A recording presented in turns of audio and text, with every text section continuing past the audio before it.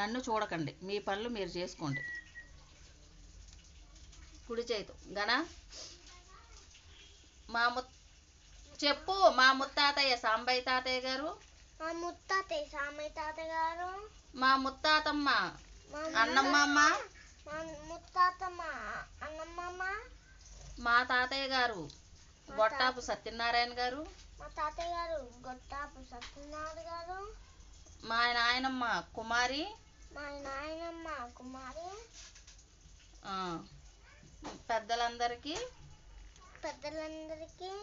మా 7 తరాల పెద్దలందరికీ మేము తెలుసో తెలియకో తప్పు చేస్తే క్షమించండి. తప్పు చేసింది